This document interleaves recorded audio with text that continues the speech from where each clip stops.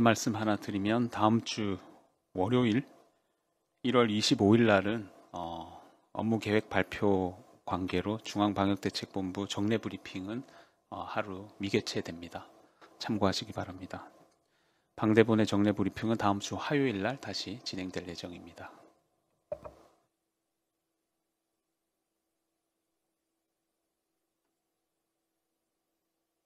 네, 그럼 지금부터 1월 23일 토요일 중앙방역대책본부 정례 브리핑 시작하도록 하겠습니다. 먼저 권준욱 원장의 설명이 있겠습니다.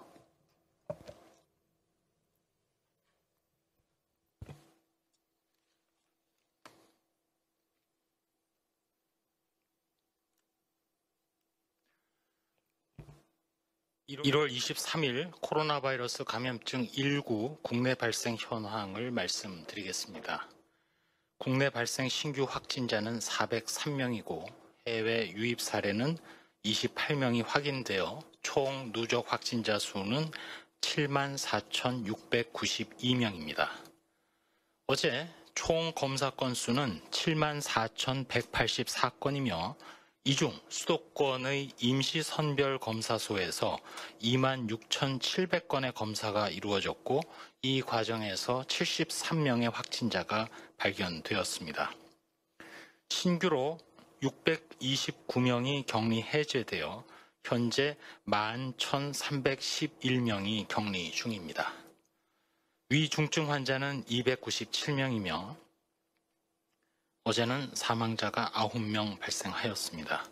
고인의 명복을 빌면서 유가족분들에게 심심한 위로의 말씀을 드립니다. 1월 23일 0시를 기준으로 국내 주요 발생 현황을 지역별로 말씀드리면 신규 확진자 403명의 국내 발생 확진자 중에 수도권이 244명으로 60.5%를 차지하고 있습니다. 수도권에서는 먼저 서울의 강북구 아동시설에서 총 25명이 발견되었고 강남구 사우나에서 누적해서 총 21명이 발견되었습니다. 다음으로 충청권에서는 충남 천안시 우체국과 관련해서 총 8명이 발견되었습니다. 호남권에서는 광주광역시 광산구에 소재한 요양병원에서 총 160명의 누적 환자가 발견되었습니다. 다음으로 경북권에서는 대구광역시 북구 스크린 골프장과 관련해서 총 8명이, 그리고 경북 포항시 목욕탕과 관련하여 총 15명의 누적 확진자가 발견된 상황입니다.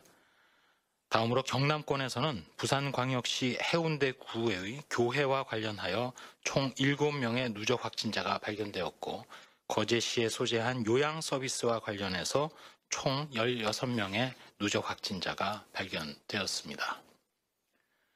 다음으로 치료제, 백신 등 임상시험 및 연구 개발에 대해서 설명을 드리겠습니다.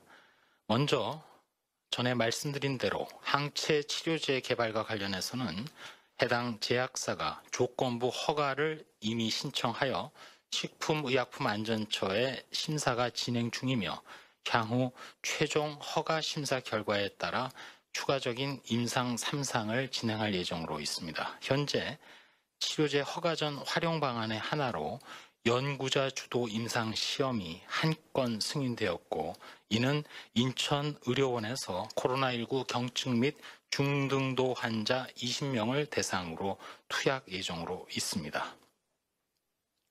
또한 질병관리청 국립감염병연구소에서는 지난 1월 21일자로 영국과 남아공의 코로나19 변이주를 확보하였고 이를 토대로 항체 치료제의 효능을 세포주 수준에서 평가할 계획이며 그 결과는 설 연휴 이전에 결과를 도출할 예정입니다.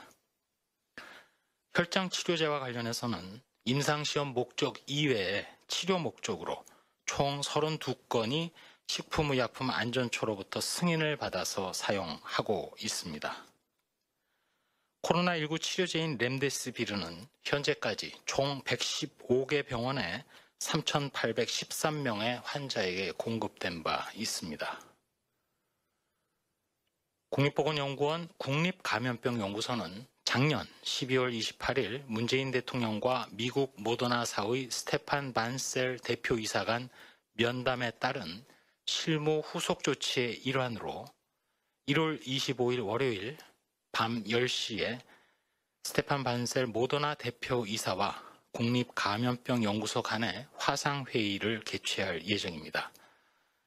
향후 화상회의를 통해서 mRNA 백신 관련 기술 협력 그리고 공동 연구 방안에 대해서 논의하며 협력 체계 구축을 위해서 국립감염병연구소와 미국 모더나사 간 협력 의향서 체결 방안에 대해서도 논의할 예정으로 있습니다.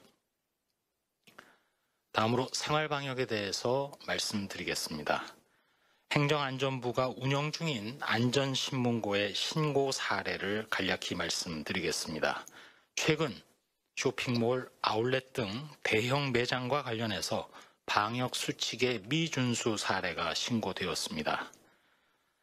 의자에 한 칸 띄기 등 거리 두기 관련 문구가 부착되어 있음에도 불구하고 이를 준수하지 않는 경우, 또한 한정 판매 행사장에서 사람 간의 밀접 접촉, 또 향수 코너에서 많은 사람들이 마스크를 벗고 시향하는 사례 등이 신고된 바 있습니다.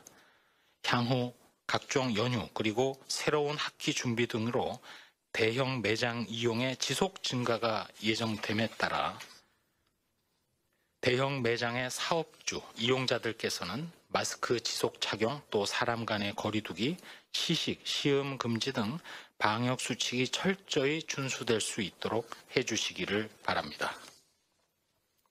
저희 중앙방역대책본부에서는 지난 1년간의 코로나19 위기가 국민 여러분들의 단합된 힘 덕분에 극복될 수 있었다는 말씀을 드리면서 지금 이 순간에도 현장에서 고생하고 계시는 모든 의료진, 방역 관련 인력 분들에게 감사의 말씀을 전하면서 이번에 대면 종교 활동이 재개되는 첫 주말을 맞아 특별히 종교시설에서는 방역 수칙을 철저히 준수해 주셔서 방역의 모범이 되어 주실 것을 거듭 당부드립니다. 마지막으로 매번 말씀드립니다만 다시 한번 3가지 수칙을 요청드립니다. 첫 번째로 모든 사적인 모임은 취소하고 집에서 안전하게 머물러 주시며 모임과 행사는 비대면 비접촉으로 진행해 주시기 바랍니다. 두 번째로 장소와 상황을 불문하고 실내 그리고 2m 이상 거리 유지가 어려운 실외에서는 항상 마스크를 착용하고 마스크를 벗어야 하는 대면 식사, 음주, 흡연과 같은 상황은 가급적 피해 주시기 바랍니다. 마지막으로 발열, 호흡기 증상 등 의심 증상이 있을 때는 신속하게 검사를 받아주시고 더불어 의료기관에서는 코로나 의심 환자 또는 호흡기 증상 환자가 내원했을 경우 검사 의뢰서를 적극 발급함으로써 신속하게 검사를 받을 수 있도록 적극 협조해 주시기 바랍니다. 한 말씀 드리도록 하겠습니다. 전 세계 코로나19 확진자가 1억 명을 목전에 둔 상황에서 국내 상황은 전체적으로는 감소 추세를 유지하고 있습니다. 코로나19에 가장 취약한 이 동절기에 유행을 반전시킨 드문 사례라고 생각합니다. 이 모두는 국민 여러분들이 거리 두기의 불편함 그리고 손해를 감내해 주시고 연대와 협력의 마음으로 적극 참여해 주신 덕분입니다. 깊이 감사드립니다. 그러나 코로나19의 도전은 더욱 거세지고 있고 심지어 무서워지고 있습니다. 변이가 등장한 것이 그 핵심이라고 말씀드립니다. 전 세계 각지에서 다양한 변이가 속속 발견되면서 전파 속도는 물론이고 중증도도 높아진다는 발표가 있습니다. 이는 코로나19 방역의 큰 변수의 하나입니다. 예를 들어 현재 국내의 기초 재생산 지수가 0.82 정도인데 현재와 같은 수준의 거리 두기를 유지한다 하더라도 기초 재생산 지수가 만약 영국 변이가 국내에 광범위하게 퍼진다면 바로 1.2로 올라간다는 얘기이고 이는 지난해 12월 중순의 악몽 같은 상황으로 돌아갈 수도 있다는 얘기가 됩니다. 더군다나 오늘 아침 영국 정부의 발표에 의하면 치명률도 더 높아질 수 있기에 매우 두려운 상황입니다. 거기에 치료제와 백신도 도전에 직면해 있습니다. 조사 분석 중이긴 합니다만 최악의 경우에는 효과에 대해서 문제가 생길 가능성도 배제할 수는 없습니다. 아까 말씀드린 대로 우리나라도 확보된 영국 그리고 남아공발 변이균주를 배양하고 실험함으로써 설 연휴 전에는 결과를 말씀드릴 수 있도록 하겠습니다. 코로나19가 크게 유행 중인 유럽, 미국 등에서는 현재 백신 접종이 진행이 되고 있습니다. 우리나라도 곧 코로나19 백신 접종이 시작됩니다. 하지만 백신 접종이 진행이 되더라도 거듭 말씀드립니다만 마스크 착용과 거리 두기, 손 씻기 등의 방역 수칙의 준수는 지속되어야 합니다. 병원체의 모니터링, 감시 등도 지속될 것입니다. 저희 방역 당국은 과학을 기반으로 한 정책 수립 그리고 투명한 정보 공유를 통해서 적극적으로 소통하며 연구 개발 등 모든 분야에서 혼신의 힘을 다해서 최선의 노력을 다하겠습니다. 네. 지금부터 기자